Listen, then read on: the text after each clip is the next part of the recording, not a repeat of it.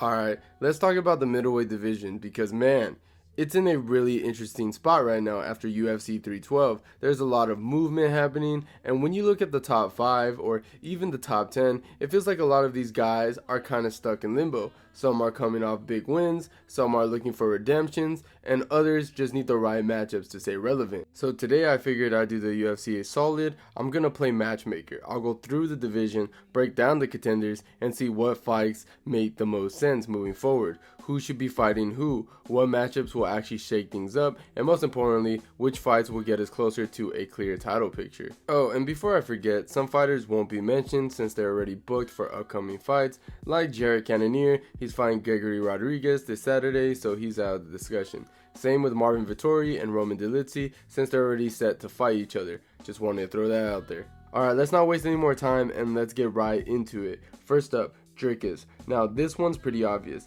He has to fight Khamzat next. It's the immovable object versus straight up plot armor. That's why I was really hoping Dricus would win last Saturday so this fight could actually happen. The best matchups are when two guys have momentum and they're on a collision course. And what makes this one so exciting is the unpredictability. Everyone's split on who's gonna win, which just makes it even better. And here's the thing about Dricus. Dricus is one of those guys who early on a lot of people didn't take seriously. His style looked awkward, he seemed wild and sloppy, and there was this perception that he was gonna get exposed sooner or later. But the thing is that moment never came. Every time he's been doubted, he's answered the call. He took out Darren Till, he finished Whitaker, and he beat Israel when no one thought he could. And then he just beat Sean Strickland twice recently. The guy just keeps winning no matter how it looks. And now we're at the point where people have to stop questioning if he belongs here and start wondering how far he can go. But then you have Khamzat, and that's where this fight gets interesting.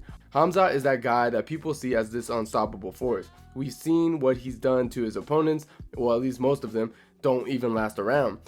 His wrestling is so dominant that he ragdolls world-class fighters like they don't even belong in the cage with him. It's not just that he wins, it's how he wins. He makes high-level guys look like amateurs. That's why everyone wants to see this fight. Can he do the same to Dricus? That's the real question. And honestly, yeah, I think there's a chance he could. The reason is simple. Dricus has been taken down before by both Brunson and Whitaker. They were both able to control him on the mat. And if those guys can do it, you have to believe that Khamzat can do it too. But here's where things get really interesting. It's not about whether Khamzat can take him down, it's about whether Dricus can survive, because that's what separates this fight from the Whitaker fight. A lot of people look at Khamzat's last fight and assumes the same thing will happen to Dricus. Khamzat ragdolled Whitaker, took him out with ease, and finished him in the first round. Dricus isn't Whitaker. That's not a knock on Rob, but stylistically, they're different. Whitaker is a smaller middleweight, more of a hybrid between middleweight and welterweight, and while he's an elite defensive wrestler, he's never really been that guy to overpower people with his size. Dricus, on the other hand, is huge, and he's just a huge middleweight. He's strong, durable, and he has all these weird relentless style where he just doesn't go away. So the real question isn't whether Khamzat can take him down, it's what happens if Dricus survives the first round, because we've seen what happens to Khamzat when a fight goes long. Against Gilbert Burns, he started slowing down. Against Kamaru Usman, who took the fight on short notice, he looked dominant early, but wasn't the same guy by the round 3. Dricus is a fighter who only gets stronger as the round goes on, and if he's still standing after that round 1, things will start to shift to his favor. Alright, up next, let's talk about a fight that needs to happen. And I'm talking about Sean Strickland versus Israel Adesanya 2. Now, I already know what people are going to say. Izzy's on a 3-fight losing streak. He doesn't deserve it. And yeah, on paper, that makes sense. But let's be real. This is the UFC. And whether there's a big fight to make, they're going to make it. And this is a big fight. Strickland broke his nose in a war against Dricus, so he's going to be out for a bit. That actually works for Izzy's favor because it gives him time to reset,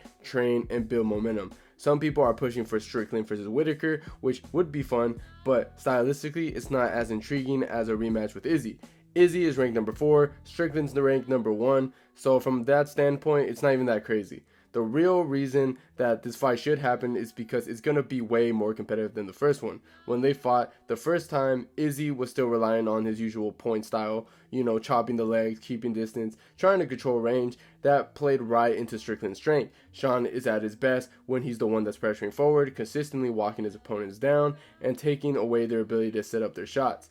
That's why he was able to check most of Izzy's leg kicks, smother him with pressure, and force him into bad exchanges. On top of that, Izzy's not a great pocket boxer, so every time he tried to counter, Strickland either rolled, parried, or just walked through the shots and kept coming forward. But here's what makes the rematch different. Izzy's been fighting more aggressive lately. If you look at his fight with Nasruddin Imavov or Dricus du Plessis, he wasn't just sitting back, point fighting. He was stepping into kicks, throwing them with more intent, and actually putting pressure on his opponents. Say what you want about his fight with Dricus, but up until he got caught, he looked sharp. That's why this fight became way more interesting when I thought about it. Izzy can flip the script and be the one that's pushing Strickland backwards. It completely changes the dynamic.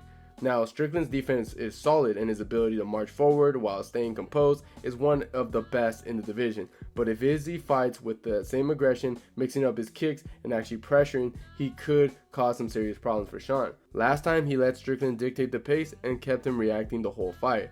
That can't happen again. If he wants to win, he has to throw fists, he has to mix in more to the body and throw more teeps, and he has to find a way to limit Strickland's inside boxing. And it's not like Strickland is invincible. He's been outstruck before. He's been knocked out before. Izzy just has to approach this fight differently than he did the first time.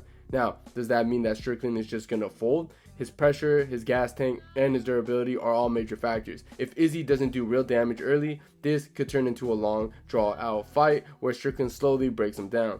But if Izzy makes the right adjustments, if he fights like the Izzy we saw in his last couple fights, he has a real shot at winning this rematch. Moving on, alright, one fight that I feel like that isn't getting talked about enough, but absolutely needs to happen in the middleweight division is Caio Bralo versus Nasruddin Imavov. Caio Bralo is on a great run right now. He's undefeated in the UFC and just picked up some massive wins over Jared Cannonier, proving he can hang with the top tier competition.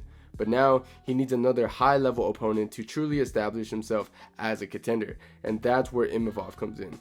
Imavov, on the other hand, has already had his defining moment. He beat Israel Adesanya. That's as big as it gets. He's ranked number 2 for a reason, and while he had setbacks, there's no denying that he's one of the most well-rounded and dangerous guys in the division. If Bralo can get past someone of Imavov's caliber, that's a statement win that can put him right into a title picture. Stylistically, this fight is super intriguing. Imavov is a clean technical striker with great footwork and solid takedown defense. He's proven he can handle high-level strikers, but a matchup with Bralo's presence, a different challenge, a relentless grappler who thrives on control. We've seen Imavov struggle in fights where he's forced to deal with strong wrestlers or guys who can keep him pinned down. If Bralo can do that, he could make this a long, grinding fight and break Imavov down. But at the same time, it's not like Imavov is just gonna let it happen. If Bralo can't get this fight to the ground, he's in it for a rough night. Imavov's striking is on another level, sharp, calculated, and dangerous. If Bralo struggles to close the distance, we could see a repeat of how Imavov dismantles guys like Chris Curtis, picking him apart with precision shots and frustrating him over time. The timing for this fight is perfect. Imavov is right on the doorstep of a title shot, but another win over a surging contender will solidify his case even further. Meanwhile, Bralo just got past a major test in Cannonier. If he can beat Imavov too, that puts him in a serious title contention. If I'm the UFC, I'm booking this fight immediately. But with that being said, the next fight we have on the list is Robert Whitaker versus Brendan Allen. Neither guy is in the title picture no matter who wins, but this fight is important for both of them to stay relevant in the top 10 in my opinion. Whitaker is one of the best middleweights in the world, but he's at a point where he's no longer a clear-cut title contender. His most recent fights against Khamzat showed that while he's still dangerous, he struggles against these new waves of top contenders. That, along with his loss with Dricus du Plessis, made it clear that his days of being guaranteed number 1 contenders are over. He's still got the skill set to beat most guys in the division, but he's now in the role of a gatekeeper, I would say. He needs to prove that he can still hang with the next generation of contenders. On the other side, Brendan Allen is coming off a loss to Nasruddin Imavov, which was a major setback for him. Before that, he was on a strong win streak and looking like a legit problem in the division. But against Imavov, he struggled to impose his grappling and got outworked on the feet. And in that fight showed that while he's still talented, he still has holes in his game that need to be addressed. Now, he's in a similar position to Whitaker. He's not fighting for a title shot anytime soon, but he needs a win here to stay in the mix. Now, stylistically, this fight is super interesting. You see, Whitaker's speed, movement, and ability to mix in wrestling could give Allen a ton of problems. Allen is great on the ground, but his wrestling isn't elite. And Whitaker has some of the best takedown defense in the division. If this fight can stay standing, Whitaker has a clear advantage with his explosiveness and ability to land shots on the outside. Now for Allen, his best chance is to force grappling exchanges, wear Whitaker down, and make this fight ugly. If he can get Whitaker to the mat, his submission game is top tier and he can find an opening to finish. But doing that against Whitaker is easier said than done.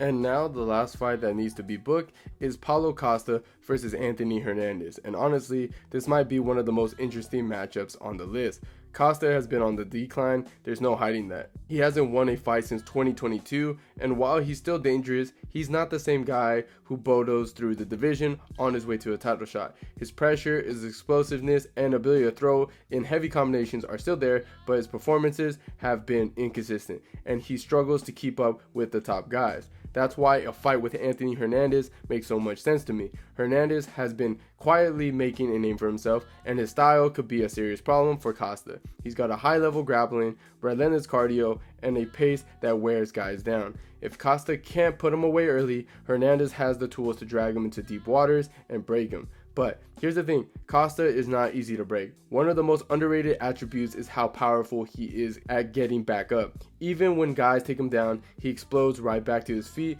and that's something Hernandez is going to have to deal with. Hernandez thrives on forcing scrambles, chaining takedowns, and wearing guys out over time. But Costa is not that type of guy who's just going to accept the bottom position. If Hernandez can't keep him down, he's going to have to deal with Costa striking, which is still some of the most dangerous striking in the division. For Costa, the fight is about proving that he's still relevant in the division. If he loses here, it's hard to see him staying in the top 10, and at this point, he's going from being a legit contender to just another name on the roster. For Hernandez, this is a big opportunity. He's been beating solid competition, but he hasn't had that big win over a well-known name yet. If he can take out Costa, that changes everything and puts his name in positions for bigger fights. With that being said, those are the fights that should be booked next in the UFC. If the UFC isn't doing half of these, I don't know what we're doing, man, but these fights should be the next one.